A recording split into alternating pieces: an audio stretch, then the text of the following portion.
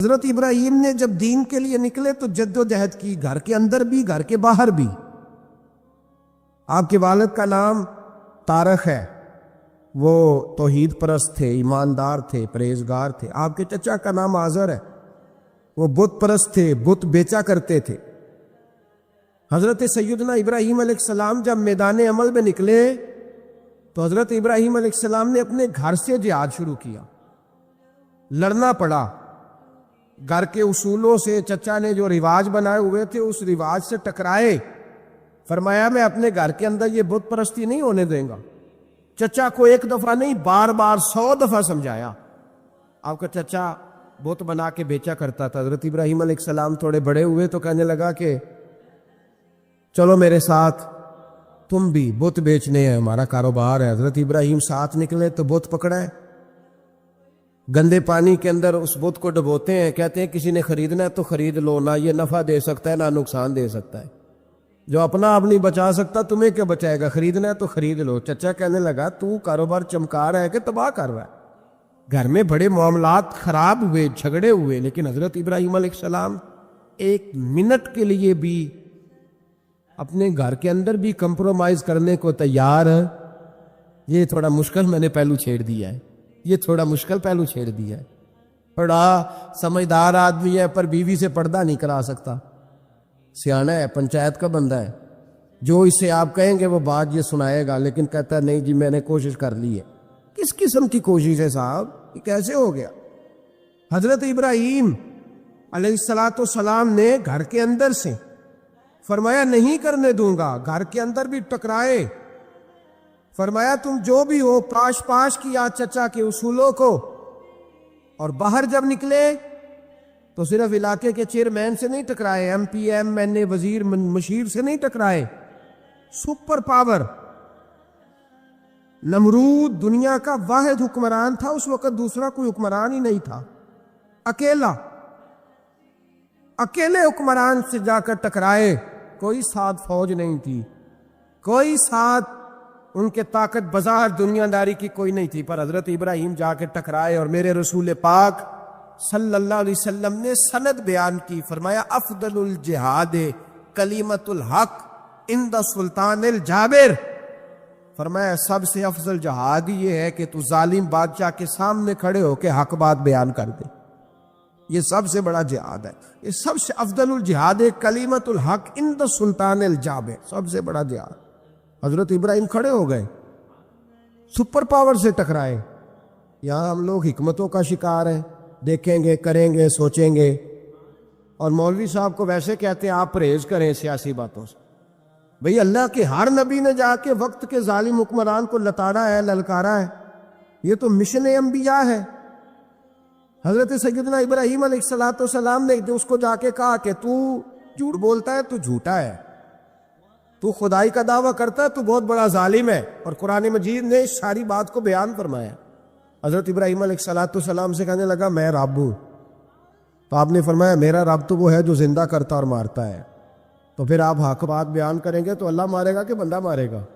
کچھ بھی نہیں ہوتا، کیونکہ زندگی موت کس کے ہاتھ میں ہے؟ اللہ کے ہاتھ میں۔ زندگی موت اللہ، کچھ بھی نہیں ہوتا۔ انسان صحیح سمت کا تعین کرے اور صحیح چلے۔ حضرت علی شیر خدا سے کسی نے کہا تھا کہ آپ کے بڑی دشمنی ہے، کوئی محافظ رکھ لے۔ آپ فرمانے لگے موت خود بہت بڑی محافظ ہے، وقت سے پہلے آتی ہی نہیں، بڑی محافظ ہے وقت سے پہلے۔ علامہ نورانی رحمۃ اللہ تعالیٰ علیہ کراچی جیسے شہر میں رہا کرتے تھے، جہاں گام گام پہ خطرہ تھا۔ لوگوں نے کہا حضرت اتنے بڑے لیڈر ہو، آپ کی جماعت کی 62 سیٹیں ہوئیں قومی اسمبلی میں، ایک ایسا وقت بھی آیا تو کوئی ایک آدمی بندوق والا۔ آپ فرمانے لگے مجھے ضرورت ہی نہیں، اس لیے کہ جس خدا رسول کے لیے میں نکلا ہوں وہ خود ہی حفاظت کرنے والے ہیں، ضرورت نہیں ان چیزوں۔ تو بھائی حضرت ابراہیم ٹکرائے، اور آپ کا انداز کیا ہے؟ جا کے کہا کہ تو نہیں، خدا وہ ہے جو زندہ کرتا۔ اور اس نے ایک بیوقوفوں جیسی دلیل دی۔ ایک آدمی کو کل پھانسی دینی تھی تو اس کو بلایا، کہنے لگا تجھے کب پھانسی ہے؟ اس نے کہا کل۔ کہنے لگا جا تجھے آزاد کیا، زندگی دی، اس کو چھٹی دے دی۔ ایک عام آدمی بیچارہ بیٹھا تھا، اس کو پکڑ کے نا کہنے لگا اس کی گردن اڑا دو۔ کہنے لگا دیکھ لو میں بھی زندہ کرتا اور مارتا ہوں۔ وہ جو کل مرنے والا تھا میں نے زندہ کر دیا ہے، اور جس کو پتہ ہی نہیں تھا کہ میں نے مرنا ہے اسے پکڑ کے میں نے مار دیا ہے۔ یہ بیوقوفوں جیسی دلیل ہے۔ حضرت سیدنا ابراہیم علیہ السلام چاہتے تو اسی وقت دلیل توڑ دیتے کہ تو کیا بیوقوفوں جیسی بات کر رہا ہے، اگر تو زندگی دیتا ہے تو مرے ہوئے میں جان ڈال کے دے جس کو تو نے مارا ہے۔ لیکن حضرت ابراہیم نے دیکھا کہ بیوقوف ہے، بیوقوفوں سے بحث نہیں ہوتی، دلیل بدل لی جاتی ہے، ان کی عقل کے مطابق بات کی جاتی ہے۔ حضرت ابراہیم فرمانے لگے میرا رب وہ ہے جو سورج مشرق سے نکالتا ہے اور مغرب میں غروب کرتا ہے، تو اگر رب ہے تو مغرب سے نکال کے مشرق میں غروب کر۔ فبہت الذی کفر، کافر لاجواب ہو گیا، اس کے پاس اس چیز کا کوئی جواب نہیں تھا۔ علامہ اسماعیل حقی نے خوبصورت فقرہ لکھا ہے، خوبصورت جان ڈال دی ایک جملہ کہہ کے۔ حضرت سیدنا علامہ اسماعیل حقی رحمۃ اللہ علیہ فرمانے لگے چونکہ نمرود بیوقوفوں جیسی باتیں کر رہا تھا، اگر وہ یہ کہہ دیتا نا کہ میں سورج کو نکالتا ہوں مشرق سے، میں غروب کرتا ہوں معاذ اللہ مغرب میں نکالتا ہوں، تو آپ اپنے رب سے کہیے کہ وہ مغرب سے نکال کے مشرق میں غروب کرے۔ علامہ اسماعیل حقی فرماتے ہیں رب کریم کی آواز قدرت تھی، مالک حضرت ابراہیم علیہ السلام کے اس، اگر وہ کہہ دیتا اور حضرت ابراہیم دعا کر دیتے تو رب کریم نے فرشتوں کو تیار بٹھایا ہوا تھا۔ فرمایا اگر یہ کہہ دے میرے خلیل سے کہ سورج مغرب سے نکال کے مشرق میں غروب کرنا ہے تو تیار رہنا، جس طرح خلیل کہیں گے ویسے ہی کر دیں گے۔ واتخذ اللہ ابراہیم خلیلا، ابراہیم ہمارا دوست جو ہوا، جیسے کہے گا ویسے کر دیں گے۔ حضرت سیدنا ابراہیم علیہ السلام کی باتوں کا جب جواب نہ دے سکا، دلیل نہیں بندہ دیتا، پھر لڑائی کرتا ہے، پھر جھوٹے موٹے اعتراض کرتا ہے۔ دلیل ختم ہوتی ہے تو لوگ ذاتیات پہ اترتے ہیں، کہتے ہیں یہ کھانستا صحیح نہیں، دیکھتا صحیح نہیں، دلیل ختم۔ اب ذاتیات پہ اترے، کہنے لگے مجھے پتہ چلا ہے کہ یہ فلانی جگہ گیا تھا تو وہاں جا کے اس نے اس طرح کیا ہے۔ پھر لوگ ذاتیات پہ اترتے ہیں، جب دلیل کا جواب دلیل سے نہیں دے پاتے پھر ذاتیات پر اتر کر حملے کرتے ہیں۔ حضرت ابراہیم کے دلائل کا جواب نمرود نہ دے سکا تو کہنے لگا کہ اس کو آگ میں ڈال دو۔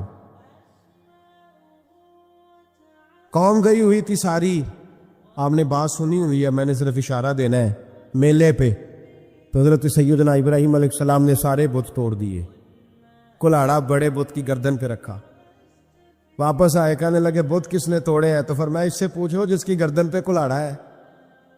کہنے لگے یہ تو بول ہی نہیں سکتا، تو فرمانے لگے بڑے بیوقوف ہو جو بولتا ہی نہیں، سنتا ہی نہیں، اپنا آپ نہیں بچا سکتا، اس کی پوجا کرتے ہو؟ کہنے لگے پکڑو دلیلیں ختم ہو گئی، اس کو آگ میں ڈالو۔ بہت بڑی حویلی 45 فٹ مربع پہ مشتمل ایک حویلی بنائی گئی اور 45 فٹ اونچی۔ مختلف روایات، علامہ اسماعیل حقی کہتے ہیں کہ 3 مہینے تک نمرود نے کہا کہ اس کے اندر لکڑیاں ڈالو۔ لوگ پوچھنے لگے کتنی دنیا جلانی ہے؟ کہنے لگا بندہ تو ایک جلانا ہے پر بندہ بڑا تگڑا ہے، ایک بندہ۔ 3 مہینے لکڑیاں ڈالی گئیں، اور لوگوں کی جو تہمات ہوتی ہیں نا وہ بڑی عجیب ہوتی ہیں۔ تہمات میں نے بڑی تفصیل سے رمضان المبارک میں گفتگو کی تھی، بدشگونی تہمات لوگ لیتے ہیں، اس وقت بھی لوگ تہمات کا شکار ہو گئے، عقیدہ بگڑ جاتا ہے تو وہ عجیب و غریب باتیں کرنے لگتا ہے، تہمات کا شکار ہو گئے۔ بیویاں نظر مانتی، میں بیمار ہوں اگر صحیح ہو گئی تو اتنے من لکڑی دوں گی حضرت ابراہیم کی آگ جلانے کے لیے۔ ایک عورت لے کے جا رہی ہے لکڑیاں، تو ایک نیک دل آدمی نے اس سے پوچھا کہاں جا رہی ہو؟ کہنے لگی میں نے منت مانی تھی تو حضرت ابراہیم علیہ السلام کو معاذ اللہ جلانے کے لیے لکڑیاں لے کے جا رہی ہوں۔ تو وہ رب کریم کے بندے کہنے لگے تو ڈھونڈتی رہے گی، تجھے وہ جگہ ملے گی نہیں۔ وہ بی بی کئی مہینے گھومتی رہی، جگہ ہی نہیں ملی جہاں لکڑیاں ڈالنی، ماری گئی۔ تہمات کا شکار ہوئے بہت سارے لوگ، تہمات کا۔ بھائی تہمات دین کے اندر منع ہے، تہمات دین میں کوئی نظر ماننا، کوئی کسی بزرگ کے مزار پہ جا کے سالے ثواب کے لیے کوئی چیز ماننا، یہ تو درست ہوا، لیکن غیر شرعی نظریں مان لینا کہ میں آ کے گرد چکر لگاؤں گا، میں جناب وہاں جا کے یہ والا تماشا کروں گا، میں دھاگا باندھوں گا، میں رسا کاٹوں گا، میں وہاں گندے ہو سے پانی پیوں گا، ان کی شریعت اجازت، یہ تہمات ہیں، بدشگونی ہے، دین میں ان کی کوئی گنجائش آپ نظر ماننے سے پہلے بھی کسی عالم سے رابطہ کریں کہ میں منت مانگنے لگا ہوں تو کیسے ماننی چاہیے، اس کا طریقہ پوچھیں. ایسے ہی غلط چیز کی منت تھوڑی مان لی جائے گی. 12 لامدام برسرے مطلب حضرت ابراہیم کے لیے آگ جلائی گئی. 45 فٹ اونچی آگ ہے، پرندہ بھی اوپر سے گزرتا ہے تو نیچے گر جاتا ہے جل کے. اتنے دن لگا کے آگ جلائی گئی. اب حضرت ابراہیم کو جلایا جانے لگا ہے. یہاں تو موجیں ہیں نا، جو کسی ادارے کا سربراہ ہے اس کے لیے موج ہے، کسی جگہ آفیسر بن گیا تو موج ہے، پیر صاحب کے لیے موج ہے، علامہ صاحب کے لیے موج ہے، خطیب صاحب کے لیے موج ہے. جلنا کس کو پڑتا ہے؟ وہ حال ہی کوئی نہیں رہا اللہ ماشاء اللہ. وہ لوگ گزر گئے جو تکلیفیں سہ کے کام کرتے تھے، گزر گیا زمانہ. حضرت سیدنا ابراہیم علیہ السلام کو جلایا جانے لگا ہے تو اب اتنی بڑی آگ ہے تو ڈالے کیسے؟ شیطان نے تجویز دی کہ منجنیق بناؤ. منجنیق بڑے بڑے بانس باندھ کے ان کے نیچے رسا باندھو.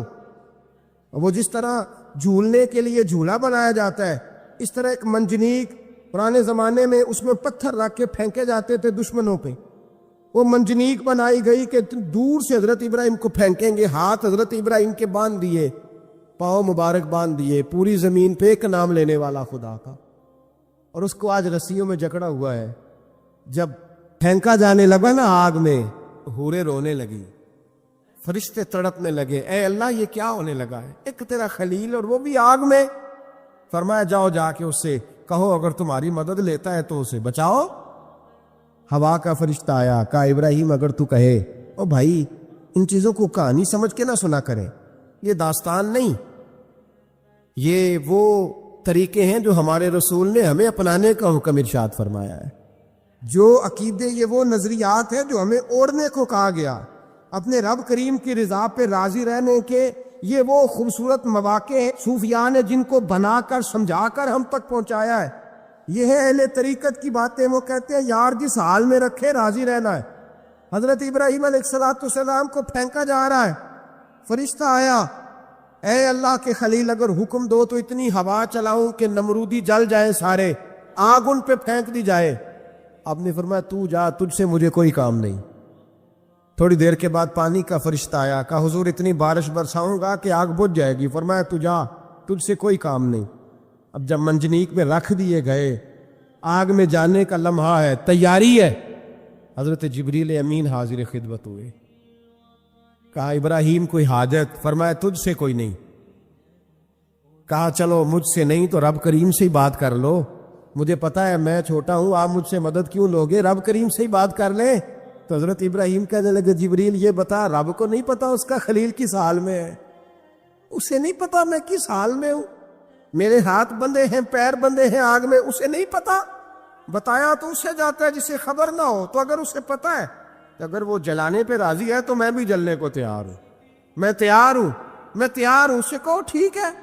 حضرت سیدنا ابراہیم علیہ السلام کو منجنیق میں ڈال کے جو پھینکا آگ میں، یا نار کونی بردم و سلام علی ابراہیم، اللہ نے فرمایا اے آگ میرے ابراہیم پہ ٹھنڈی بھی ہو جا اور سلامتی والی بھی ہو جا.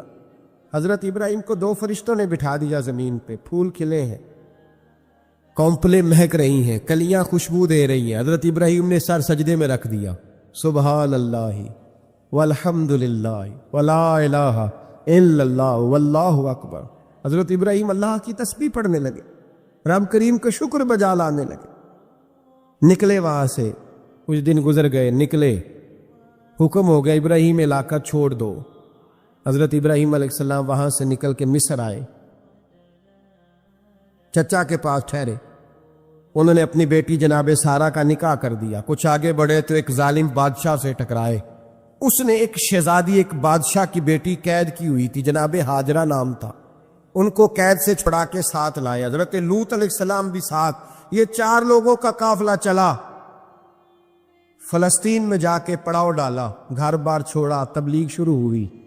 حضرت ابراہیم کے گھر میں 2 خواتین ہیں، ایک آپ کی بیوی ہیں، ایک حضرت ہاجرہ ہے. اولاد کوئی نہیں. بڑا میوہ ہے میٹھا.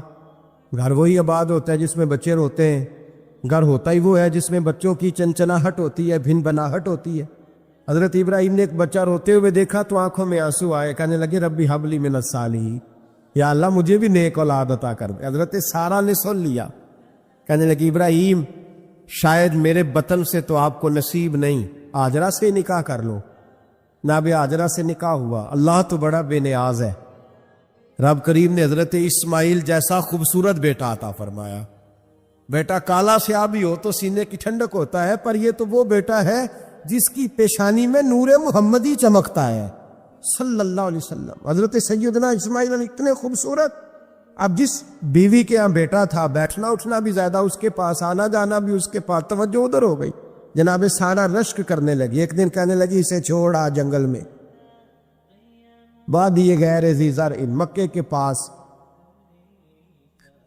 بھائی ایک بیٹا عالم دین بنا لو۔ کہنے لگا روٹی کہاں سے کھائے گا؟ تیرے 5 بیٹے ہیں، کو حافظ قرآن بنا، کہتے روٹی کہاں سے کھائے گا؟ وہ بچہ بھی کہتا ہے میں کہاں سے کھاؤں گا؟ حضرت ابراہیم علیہ السلام تو چند مہینے کا بچہ چھوڑ آئے، تو کہاں سے روٹی کھائی حضرت اسماعیل نے؟ کہاں سے کھائی ان کی اماں نے روٹی؟ بھوکے مر جاتے ہیں یہ سارے۔ میں بڑی ذمہ داری سے کہا کرتا ہوں کہ جتنی خوبصورت روٹی اللہ کریم دین کے خادموں کو عطا کرتا ہے شاید کسی اور کے نصیب ہوتی ہو، لیکن ہم لوگ توجہ ہی نہیں کر رہے، ہمارا ذوق ہی نہیں بڑھ رہا، ہم یہ محنت ہی نہیں کر رہے کہ قوم کو مستند علماء کی ضرورت ہے، علاقوں کے علاقے خالی ہیں، ادھر ہمارا مزاج ہی نہیں بن رہا، توجہ ہی نہیں دین کی خاطر۔ اور پھر چلے بچے تو بعد کی بات ہے نا، جو بھی خود جوان ہے وہ بھی یہ دعا، ایک صاحب مجھے کہنے لگے میں دعا مانگ رہا ہوں اللہ مجھے بیٹا دے تو میں اسے دین پہ لگاؤں گا۔ تو میں نے کہا آپ بھی بوڑھے نہیں ہوئے، آپ خود ہی لگ جائیں، بیٹا تو ابھی آئے گا تو لگے گا نا، تو آپ تو اس وقت ہے تو آپ تو پہلے لگے نا صاحب، 2 گھنٹے تو نکال کے آئے، دین سیکھنے کو کافی ہے۔ آپ اتنی لمبی سوچ رہے ہیں کہ بچہ آئے گا تو بڑا ہوگا تو وہ جائے گا تو دیکھی جائے گی، ابھی تو آپ ہیں تو آپ تو آؤ۔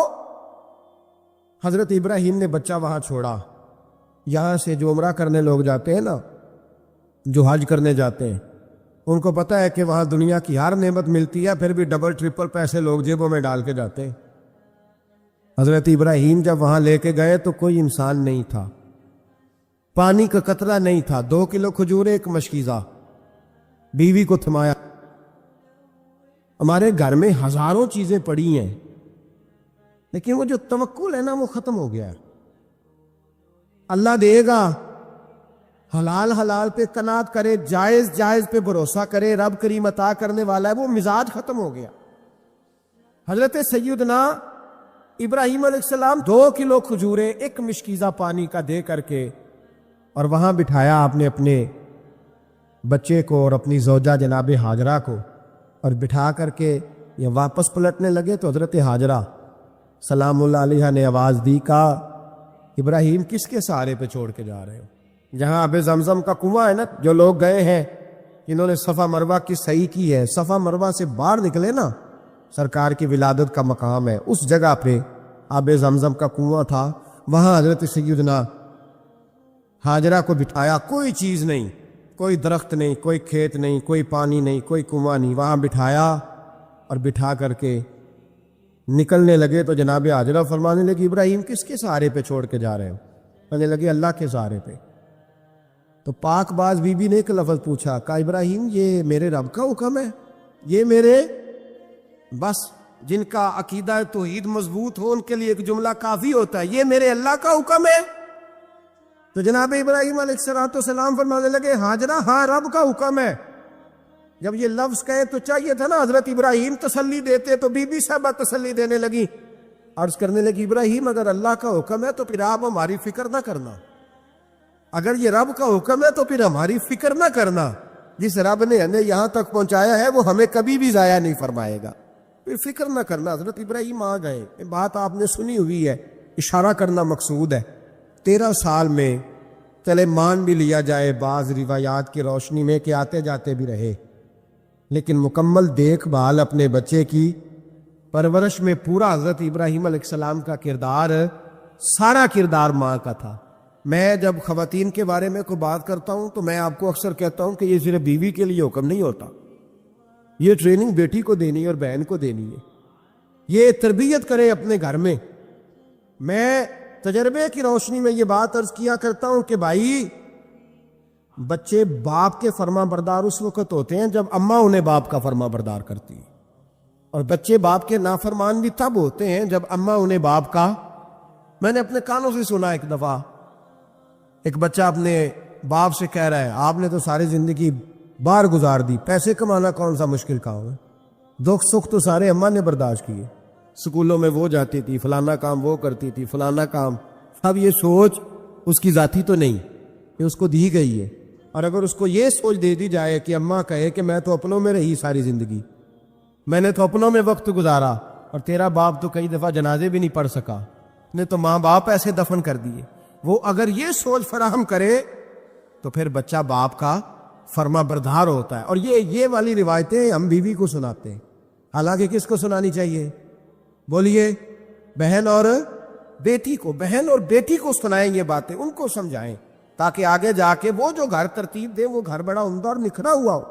حضرت سیدنا ابراہیم 13 سال کے بعد آئے، چونکہ گھر میں اللہ تبارک و تعالیٰ کی دوستی کا چرچا تھا، اللہ تبارک و تعالیٰ کی محبوبیت کا غلبہ تھا۔ 13 سال کے بعد فلما بالغ معہ السعی، بیٹا جب اتنا بڑا ہوا کہ ساتھ چلنے لگا، تو حضرت ابراہیم نے اپنے بیٹے کو بلا کے کہا بیٹا مجھے خواب آئی ہے، میں تجھے ذبح کر رہا ہوں، تیری کیا رضا ہے؟ تو حضرت اسماعیل کہنے لگے یا ابت افعل ما تؤمر، ابا جی اللہ جیسے حکم دیتا ہے میرے ساتھ ویسے ہی کریں، جیسے اللہ حکم دیتا ہے ویسے ہی، بولیے، ویسے ہی کریں۔ حضرت حاجرہ کو کہا کہ ایک دوست نے دعوت کی ہے تو وہاں جا رہے ہیں، بی بی مطمئن ہے، تفصیلات کی ضرورت نہیں، ختم بات، اعتبار ہے، مطمئن ہو گئی۔ شیطان پیچھے سے آیا اماں کے پاس، ذرا تھوڑی دیر کے لیے تصور جمائیے، یہاں تو پڑوسن آ کے کوئی بات بتا دیتی ہے خاوند کے بارے میں تو کئی مہینے جھگڑا جاری رہتا ہے، پڑوسن محلے دار۔ شیطان نے آ کے بتایا لفظ کیا ہے؟ کہا حاجرہ تمہیں پتا ہے کہاں جا رہے؟ کہا دوست کی دعوت میں۔ تو کہنے لگے دوست کون ہے؟ رب کریم، اور ابراہیم کا خیال ہے کہ اس رب نے مجھے حکم دیا ہے کہ میں ذبح کروں۔ تو حضرت حاجرہ کہنے لگی کبھی باپ بھی بیٹے ذبح کرتے ہیں؟ شیطان کہنے لگا ان کا خیال ہے کہ ان کے رب نے حکم دیا ہے۔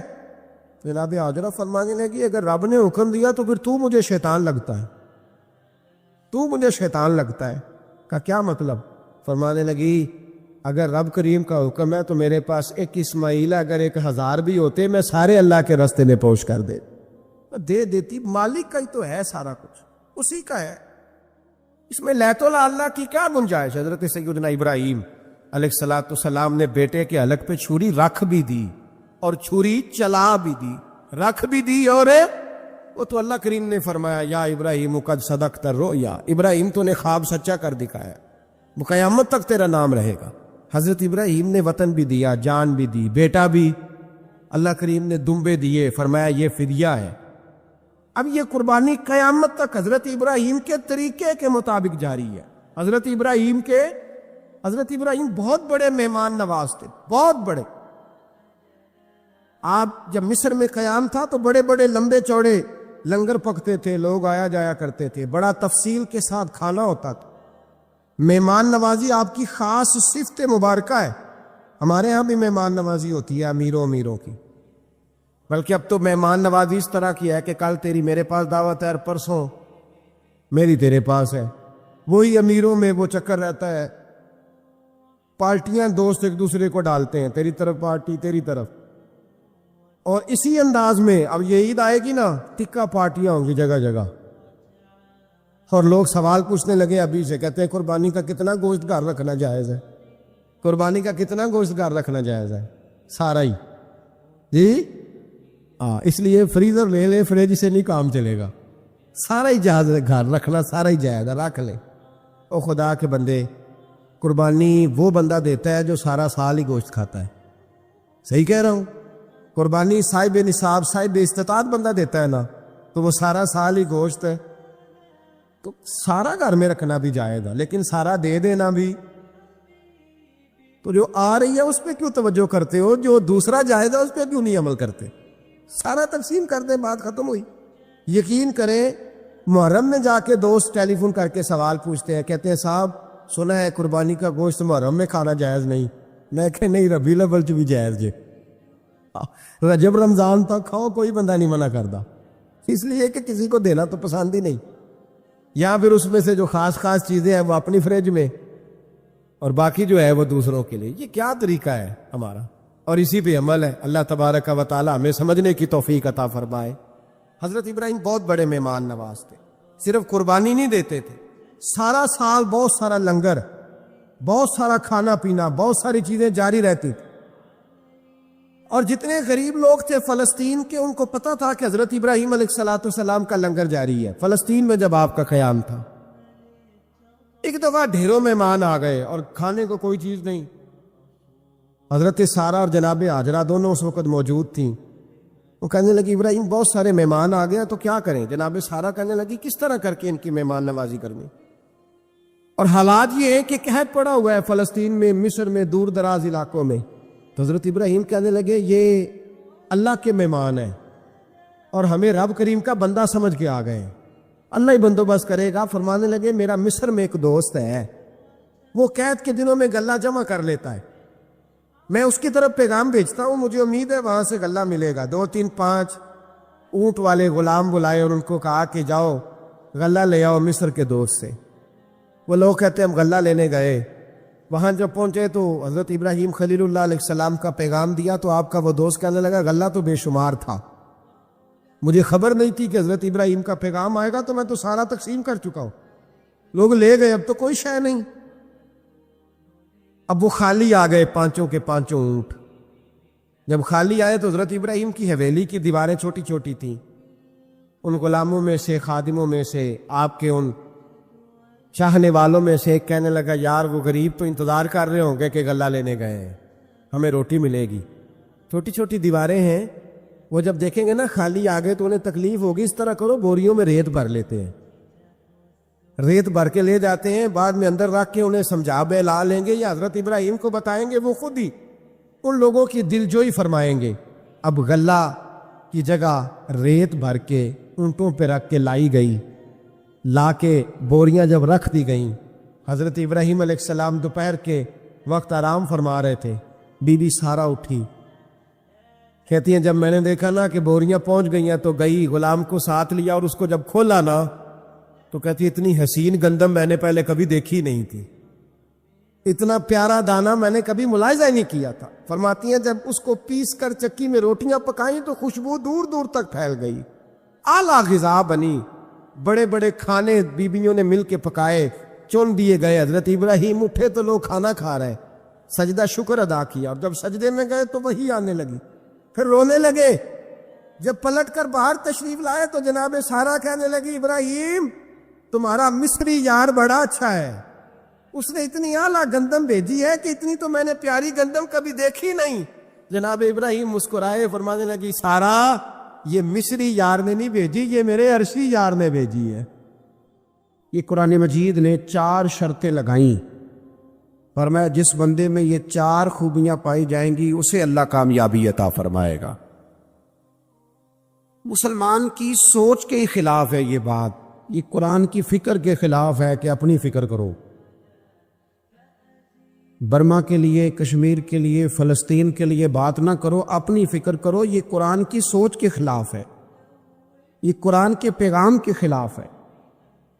اس لیے کہ اگر صرف اپنی بات ہوتی تو آمنو اور عامل الصالحات پہ بات ختم ہو گئی ہوتی، پھر بات آگے نہ چلتی. جب کہا گیا وتواصوا بالحق، حق بات کی تلقین کرنی ہے. اگر بات صرف اپنی ذات کی ہوتی تو ٹھیک ہو گیا تھا، نماز پڑھی، روزہ رکھا، حج کیا، ختم ہو گئی.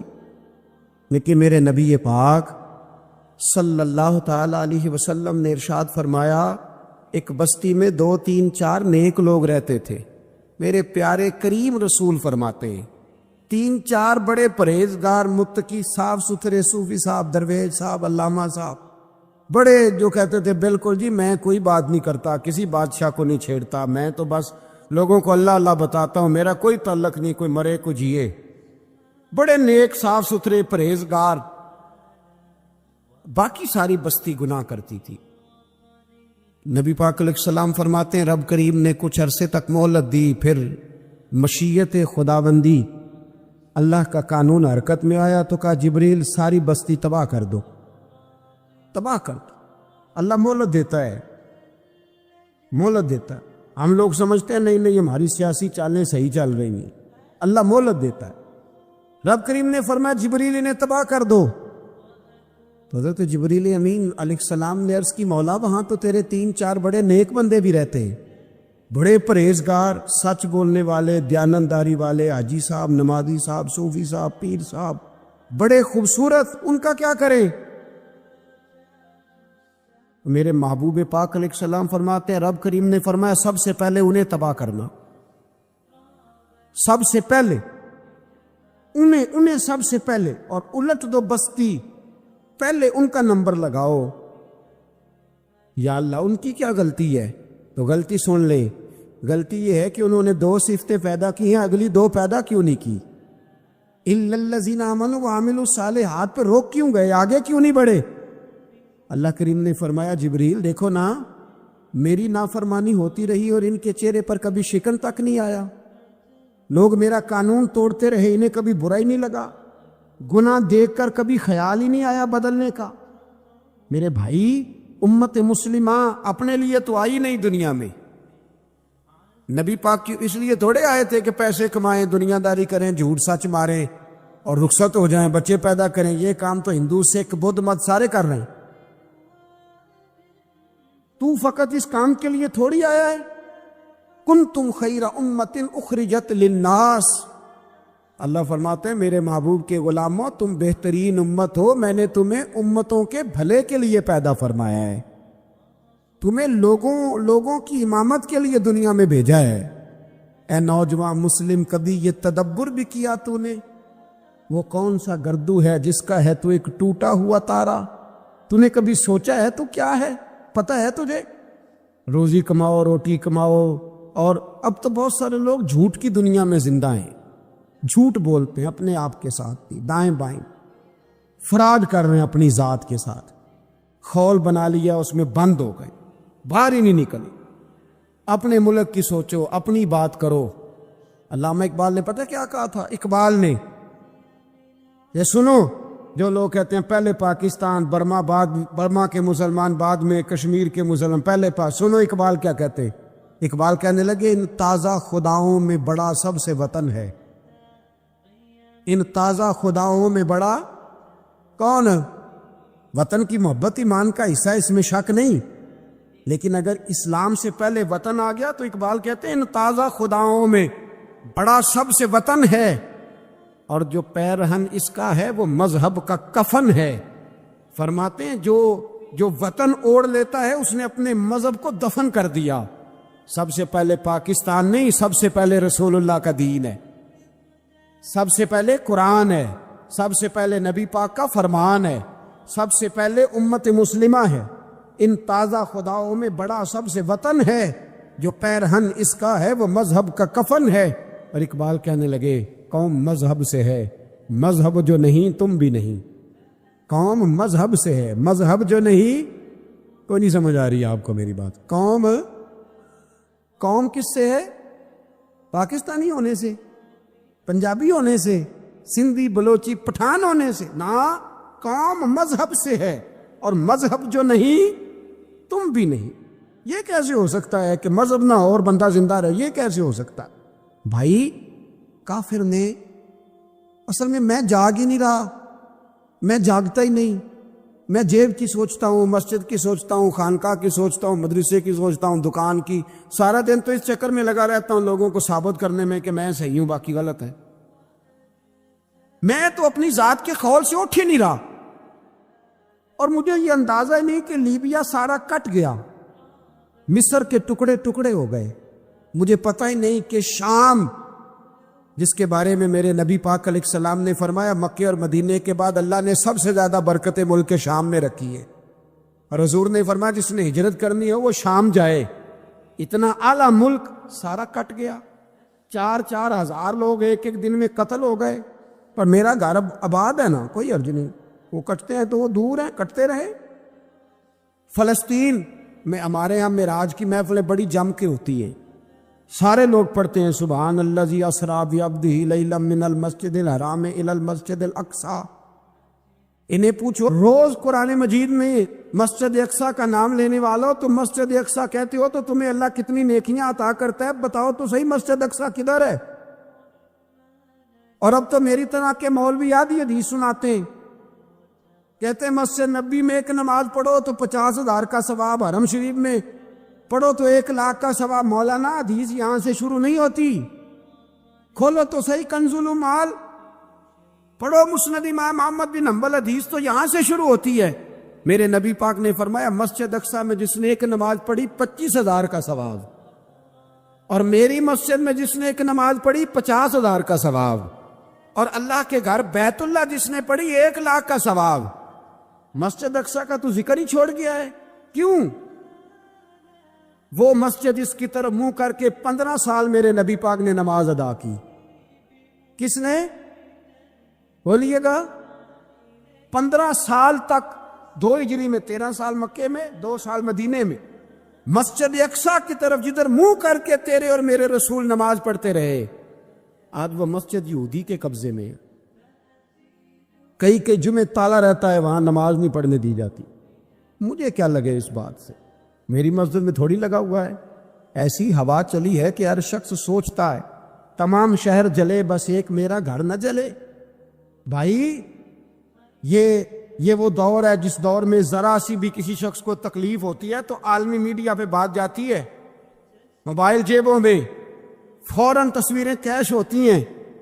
میں اور آپ، ہمارا اس قوم سے تعلق ہے جس قوم کے بچے کٹ گئے، ذبح ہو گئے، عورتوں کے پستان کاٹ کے برما کے بدھوں نے ان کے کباب بنا کے کھا لیے، چھوٹے چھوٹے بچوں کی لاشیں انہوں نے لٹکا ڈالی۔ اور یہاں میں حکومت کی کیا بات کروں، یہاں کسی سیاستدان کو مکھی کاٹ جائے تو ہمارے پھٹے آباد ہو جاتے ہیں بحث کرنے کے لیے۔ ہمارے اپنے لوگ، عام آدمی نہیں بات کرتا، عام آدمی نہیں نکلتا، عام شخص کو فکر ختم ہو گئی۔ وہاں میری بھائی سب سے بڑھ کر بہترین مسجد کے خطیب امام حسین تھے۔ مسجد نبی سے بڑی بھی کوئی مسجد ہوگی جس ممبر پر رسول پاک بیٹھ کے خطبہ دیا کرتے تھے، اور میرے مصطفیٰ کے آستانے سے بڑا بھی کوئی آستانہ ہوگا جس کی سجادگی امام حسین کے پاس تھی۔ کہتے ہیں ہمارا کیا تعلق، ہمیں کیا لگے، جو مرضی ہوتا پھرے۔ امام علی مقام آرام سے مسجد نبی میں بیٹھے تھے، زمانہ پوری دنیا سے جاتا تھا، ہاتھ چومتا تھا، قدموں میں بیٹھتا تھا۔ اتنے بڑی عظمت والی بھی کوئی شخصیت ہوگی جس کے رگوں میں رسول اللہ کا خون دوڑتا ہے، جسے حضور اپنی زبان مبارک اس طرح وہ چوسا کرتے تھے جیسے عرب کے لوگ پیاس کے عالم میں کھجور چوسا کرتے تھے۔ اتنا بڑا بھی کچھ شخص تھا، لیکن جب دین پہ کڑا وقت آیا تو حسین نے مسجد کی خطابت نہیں بچائی، آستانہ نہیں بچایا۔ امام علی مقام نے کہا کوفہ لٹتا ہے تو لٹتا رہے، دمشق میں فساد ہوتا ہے تو ہوتا رہے، وہ ملک شام کی بچیاں رو رہی ہیں تو روتی رہیں کہ ہم پہ یزید قابض ہو گیا، میری مسجد آباد ہے، کافی ہے نا۔ امام حسین نکلے اور نکل کے کہنے لگے جنت البقیع والی جگہ پہ کھڑے ہو کے، یا رسول اللہ میں جا رہا ہوں، میں جا رہا ہوں، اور آپ کے لیے جا رہا ہوں، اس لیے کہ مجھے اس شام کو بچانا ہے جس شام میں رسول اللہ کا کلمہ پڑھنے والے لوگ بستے ہیں۔ مجھے کوفہ، دمشق، مصر کے لوگوں کو بچانا ہے۔ نانا تیرے کرم کے خزینے کی خیر ہو، میں جا رہا ہوں تیرے مدینے کی خیر ہو۔ نکل کھڑے ہوئے امام علی مقام، میدان میں نکلے، کس کے خلاف؟ بولے کون تھا؟ یزید مسلمان تھا۔ اس وقت تک تو سب نے مسلمان لکھا ہے، جس نے کافر کہا شہادت امام حسین کے بعد کہا۔ جرم کیا تھا؟ میری گردن جھک جاتی ہے جب میں یہ بات کرتا ہوں، ایمانداری سے کہہ رہا ہوں، جوش خطابت نہیں، میری گردن جھکتی ہے جب میں یہ لفظ ادا کرتا ہوں۔ امام علی مقام اس شخص کے خلاف نکلے، سارے خطبے امام حسین کے پڑھ کے دیکھو۔ امام حسین نے فرمایا یزید شرابی ہے۔ شرابی مسلمانوں کا حکمران ہو سکتا؟ آپ نہ بولیں بے شک، پر بات تو سچی ہے نا۔ امام حسین نے فرمایا شرابی کو ووٹ دیا جا سکتا؟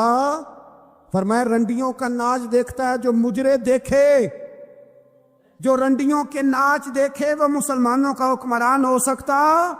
امام حسین میدان میں نکلے اور 18 سال کے علی اکبر سے لے کر 6 مہینے کا علی اصغر دے دیا، لیکن شرابی کو برداشت، بے حیا کو برداشت تو میں کیسے کرتے؟ دوستی قاتل سے بھی، مقتول سے یارانہ بھی، اپنی جیب سے فلک سے چھپوا کے ظالموں جابروں بدماشوں کو ووٹ دیتے ہو؟ امام حسین کو تیری دیگ کی ضرورت ہے جو تو 10 محرم پہ پکاتا ہے؟ چاولوں کی ضرورت ہے جو تو نے 9 محرم کو پکائے؟ ان کو اس بریانی کی عادت تھی جو تو نے پکائی ہے؟ میرے گھر میں فلاں MNA MPA صاحب آ گئے تھے، امام حسین کے گھر کے اندر یزید نے پیغام بھیجا، اس نے کہا جیسے کہو گے کر لوں گا، جتنے پیسے کہو گے دے دوں گا، جتنی مسجدیں کہو گے بنوا دوں گا، جتنے ادارے کہو گے تعمیر ہو جائے، مجھے نہ چھیڑو۔ آپ نے فرمایا نہ، مسجد مدرسے اس وقت آباد رہتے ہیں جب حکمران صحیح ہوتے ہیں، اور جب حکومتیں غلط ہوتی ہیں تو پھر مساجد آباد، پھر مدارس کی آباد کاری ہو ہی نہیں سکتی۔ میں دین میں نیا رکھنا کھول دوں؟ امام علی مقام کھڑے ہوئے، پر میں کیا کروں؟ حکومت کیا کروں؟ حکومت سے کیا کہوں؟ اگر میری ملت کے اپنے جوان کے موبائل میں رنڈیوں کا ناچ ہو تو 10 محرم کو تو امام حسین کربلا میں تڑپ جاتے ہوں گے۔ اگر 9-10 محرم کو جو نکلا امام علی مقام کی بات کرنے کے لیے، وہ نوجوان اگر سگریٹ کا، شراب کا، بدماشی کا عادی ہو تو حضرت علی اصغر کہیں گے نا میری قربانی کا کیا بنا؟ وہ تو نکلے تھے عریانی اور فحاشی کے خلاف۔ اور اگر ملت کا جوان روز چوک میں کھڑے ہو کے لڑکیوں کو تاڑتا ہو تو حضرت علی اکبر تو اپنی قبر میں روتے ہوں گے کہ یہ اس قوم کے لیے جان دے دی جو آج جزیدی طریقوں پہ عمل کر رہی ہے، جو ساری رات گند دیکھ کے سوتی ہے، جو ساری رات بے حیائی، فحاشی اور عریانی میں لگی رہتی ہے، ان لوگوں کے لیے جان دے دی۔ اتنا ظلم ان شہیدوں کے ساتھ، اور 10 محرم کو دیگ پکا کے کہتا ہے میں امام حسین کا ماننے والا ہوں، میں امام علی مقام سے پیار کرنے والا ہوں۔ نہ بھائی، نہ دو رنگی چھوڑ کے یک رنگ ہو جا، سراسر موم ہو جا یا سنگ ہو جا، امت مسلمہ کو بیدار ہونا پڑے گا۔ امام علی مقام میدان میں نکلے، ڈٹ کے نکلے، اور امام نے فرمایا میدان میں نکل کر کہ میرا وطن مدینہ ہے، میرا وطن مدینہ ہے، پر مدینہ بعد میں، رسول اللہ کا دین پہلے۔ تو پاکستان کی بات کرتا ہے؟ امام علی مقام نے فرمایا مدینے کی شریعت بعد میں، رسول اللہ کا دین پہلے، اور تیرے تو بچے عام سے ہیں۔ امام حسین نے فرمایا میری گود میں جو بچے ہیں وہ رسول اللہ کے نواسے ہیں، پر بچے بعد میں، نبی پاک کا دین پہلے۔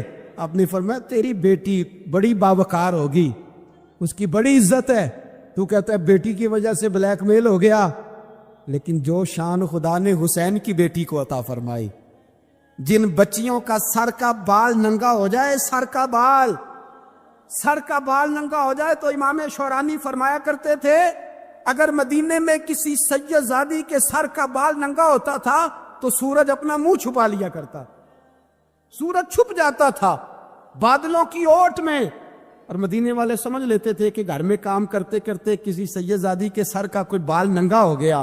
ان شہزادیوں کا اتنا وقار، پر امام علی مقام نے فرمایا بیٹیوں کی فکر بعد میں، رسول اللہ کا دین پہلے رسول اللہ کا دین۔ قوم مذہب سے ہے، مذہب جو نہیں تم بھی نہیں۔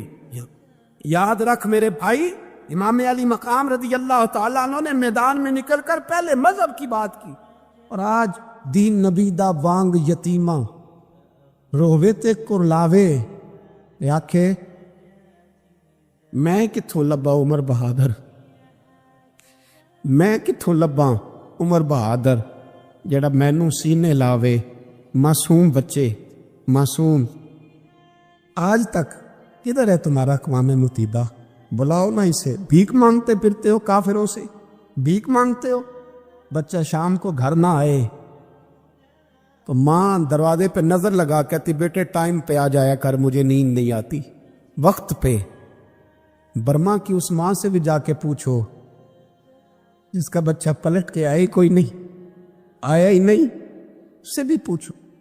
بچے نے آدھی رات کو روٹی مانگ لی تو فالج زدہ ماں، اس کو فالج تھا، وہ رینگتی ہوئی اٹھی اور اس نے اپنے لال کو روٹی پکا کے دی۔ باپ کہتا رہا چل چھوڑ، سو جا بیٹے تیری اماں۔ اس نے کہا نہیں مجھے نیند نہیں آتی، بیٹا بھوکا ہے۔ اس ماں سے بھی کبھی پوچھ، اس ماں سے جو بنگلہ دیش کے خیمے میں بیٹھی ہے تو BBC لندن کا رپورٹر کہتا ہے کہ تیری خواہش کیا ہے؟ کہتی کوئی بھی نہیں، چلو 2 دن کے بعد ہی صحیح میرے بیٹے کو ایک روٹی دے جایا کرو. اے روٹی مانگتا ہے مجھ سے, میں کدھر سے لاؤں؟ یہ لوارث قوم ہے, میں حکمران سے جا کے بات کروں؟ جب میرا اپنا نمازی مسلمان کہتا ہے پہلے پاکستان کے بچے تو پال لو. میرے بھائی تجھے خبر ہی نہیں, یہ تو جا نہ تو کبھی گنبد خضرا پہ, تو میرے مصطفیٰ نے فرمایا من ازہ مسلم فقد ازانی, فرمایا جب میرا مسلمان تکلیف میں ہوتا ہے تو میں گنبد میں تکلیف میں ہوتا ہوں, مجھے درد ہوتا ہے, مجھے اذیت ہوتی ہے. پوچھ جا کے محبوب پاک سے. میرے عزیز, کسی کو غم ہی نہیں ان لوگوں کا, کسی کو پرواہ ہی نہیں, کچھ سوچتا ہی نہیں ان کے بارے میں. میں اپنے گھر میں مست ہوں, آپ اپنے گھر میں مست ہیں. میرے رسول اللہ کی امت لٹ گئی ساری, جگہ جگہ تباہی. 1 انچ دھرتی پر زمین ایسی نہیں جو کافر کی ہو اور خون بہتا ہو. ایک ریمنڈ ڈیوس امریکی کتا یہاں بند تھا مسلمانوں کے قتل میں. انہیں اپنی قوم کی اتنی فکر تھی, وہ راتوں رات چھڑا کے لے گئے. لیکن میری اور تیری بہن عافیہ صدیقیہ سالوں سے بند ہے. تڑپ کے پوچھا ہے مسلمانوں نے کہ اس کی غلطی تو بتاؤ, اس کا قصور نہیں پر وہ بند ہے. کوئی نہیں بات کرنے والا, کوئی نہیں. مسجد جانے, جمعہ تو پڑھانا ہے, اس میں غرض نہیں درد ہے کہ نہیں کہ, اس میں تو اتنا پتہ ہے 1 گھنٹے تقریر ہے کرنی ہے. پیر صاحب صبح سے شام تک تعویذ لکھتے, سیاستدان صبح سے شام تک جنازہ بھی تب پڑتا ہے کہ مجھے ووٹ ملیں گے. تاجر کہتا ہے بس دکان چلنی چاہیے, مر جائے میری طرف سے ساری دنیا. بس کرو, اس خول سے باہر نکلو. اے نوجوان مسلم, کبھی یہ تدبر بھی کیا تو نے, وہ کون سا گردوں ہے جس کا ہے تو ایک ٹوٹا ہوا تارا؟ تو نے سوچا ہی نہیں کبھی, تجھے کبھی خبر ہی نہیں ہوئی کہ یہ کس قدر بڑا کام تھا؟ میرے رسول پاک صلی اللہ علیہ وسلم کے غلاموں جاگو. میں دعائی دیتا پھرتا ہوں, میں کہتا ہوں جٹ بن کے بڑا جی لیا, بٹ رائی انصاری بن کے بڑا جیا. بس کر دو, بس کر دو. اب مسلمان بن کے جینا سیکھو. اب اپنی پہچان رسول اللہ کی غلامی بناؤ. اب کہو پہلے دین, باقی ہر چیز بعد میں. بس کرو, بہت ہو چکا ہمارے ساتھ, اب تھوڑا جاگو. میں بہت ساری باتیں دل میں لے کے آیا تھا جو آپ سے کرنی تھی, پر یہ لفظ ہیں کہ ٹوٹتے ہی جا رہے ہیں. بات ہے کہ سمت کا تعین ہی نہیں ہو پا رہا. میرے بھائی, میں تو کبھی کبھی سوچتا ہوں لگتا ہے رب بھی ناراض ہو گیا ہے اور ہمیں منانے کا طریقہ بھی بھول گیا ہے. نہ ہماری مسجدوں میں تہجد پڑھی جاتی ہے, نہ کسی کو نماز توبہ یاد رہی, نہ کوئی استسقاء والا ہے, کوئی نہیں. جو پیر صاحب کے پاس جا کے بیٹھتا ہے تھپکی دیتے ہیں, کہتے ہیں جا تیرا کام ہو جائے گا, موج کر. کبھی نہیں کو کہتا توبہ بھی کر, استغفار بھی پڑھ, یہ داڑھی پوری کر, دین رسول اللہ کا اس کی طرف تو توجہ کر. کوئی تبلیغ ہی نہیں کرتا, سارے پھوکا پھاکی پہ لگ گئے. کوئی خیال ہی نہیں آ رہا کسی شخص کو کہ ہماری تباہیوں کا سبب کیا ہے. علاقہ تک قبرص فتح ہوا, تمام لوگ نعرے لگا رہے ہیں. حضرت ابو ذر غفاری کونے میں بیٹھ کے رونے لگ گئے. مسلمانوں کو فتح ملی, سب لوگ نعرے لگا رہے ہیں, خوشی ہو رہی ہے کہ علاقہ فتح ہو گیا. حضرت ابو ذر غفاری رونے لگے اور تڑپ کے روئے. لوگوں نے کہا ابو ذر کیوں روتے ہو؟ آپ فرمانے لگے یہ لوگ برسوں سے قابض تھے اس شہر پر, یہ جن لوگوں سے آج ہم نے لیا ہے یہ برسوں سے, دل کے کانوں سے کھل سننے والی بات ہے. فرمانے لگے یہ برسوں سے قابض تھے, انہوں نے اللہ کی نافرمانی کی ہے تو آج علاقہ ان کے ہاتھوں سے نکل گیا ہے. میں رو اس لیے رہا ہوں کہ خدایا کہیں ہم سے بھی نافرمانی نہ ہو اور یہ ہمارے ہاتھوں سے بھی نہ نکل جائے. شام نکل نہیں گیا ہمارے ہاتھوں سے, لیبیا نکل گیا, مصر نکل گیا, عراق نکل گیا, افغانستان نکل گیا. اور اگر دیکھو تو بالواسطہ بلا واسطہ ہر جگہ کافر کا ڈیرا. وہ رو رہے ہیں, کہتے ہیں جب قوم اللہ کی نافرمانی کرتی ہے تو علاقے نکل جاتے. تڑپ رہے ہیں, مجھے کوئی فکر نہیں. کوئی نہیں رویا مصر کے جانے پر, کوئی نہیں رویا لیبیا کی تباہی پر, شام کے بچوں پہ کوئی نہیں رویا. ہم لوگ یہاں عید مناتے رہے, عید پر لوگ نئے کپڑے لیتے رہے اور برما کے مسلمانوں کو کفن تک نصیب نہ ہوا. کوئی نہیں تڑپا ان لوگوں پر, کسی کو خیال نہیں آیا. صاحب امام علی مقام کی فکر کو سمجھو, اس پر غور کرو, بس کر دو. نیند بڑی لمبی ہو گئی, اب اٹھو اس بیداری سے, اٹھو. جب قومیں نافرمانی کرتی ہیں تو ملک چھن جاتے ہیں، اور کافر باری باری کر کے باریاں لگا رہا ہے، باری باری تمہیں کئی دفعہ دھمکیاں دے چکا ہے، وہ تمہارا نمبر کئی دفعہ لگا چکا ہے، اب خواب غفلت سے اٹھ جاؤ، آگ پیروں تک آ گئی ہے، ایسا نہ ہو جلا ڈالے سارا کچھ۔ حضرت سیدنا ابو ذر غفاری رو کے فرمایا کرتے تھے، جب تم نافرمانیاں کرو گے تو علاقے تمہارے ہاتھوں سے نکل جائیں گے۔ سو نکل گئے۔ غوث اعظم کے بغداد پہ کئی دفعہ بم گرے، مولا علی شیر خدا کا شہر نجف کئی دفعہ بم کی نظر ہوا، امام علی مقام کے کربلا میں اب تک کئی دفعہ جنگیں ہو چکی، اس لیے کہ ہم نافرمانی کرتے ہیں، علاقے چھن جاتے ہیں۔ دوسری بات یہ کہ پھر ہمیں وہ طریقہ بھی نہیں آتا جس سے رب کو منایا جاتا ہے۔ آپ یقین کریں، مسلمان پہ ایک 5 وقت کی نماز ہے، وہ بھی بوجھ ہے، 2.5 گھنٹے کی تقریر اور 5 منٹ کی جماعت میں لوگ بھاگتے پھرتے ہیں، بڑا مشکل ہے۔ آج تک مسلمان ایک 5 وقتہ نماز پڑھنے کے لیے بہانے ڈھونڈ رہا ہے، ابھی تک۔ تو وہ مسلمان کہاں سے آئیں گے جو رات کو رویا کرتے تھے، راتوں کو اٹھ کے روتے تھے تو سویرے اللہ کافر کے مقابلے میں اتنی مدد کرتا تھا کہ 10 مسلمان لاکھوں کو بھگا دیا کرتے تھے۔ اس لیے کہ مدد کس کی شامل ہوتی تھی؟ بول کے بتائیے، کون مدد کرتا تھا؟ کیونکہ دیکھیں نا، یہ ہمیں طریقہ بتایا نبی پاک نے۔ اللہ حضور سے راضی تھا کہ نہیں؟ یار اس پہ جلدی جلدی بولو، اللہ راضی تھا نا؟ تو بدر کی رات حضور کیا کرتے رہے ساری رات؟ ساتھ نہیں تھا اللہ؟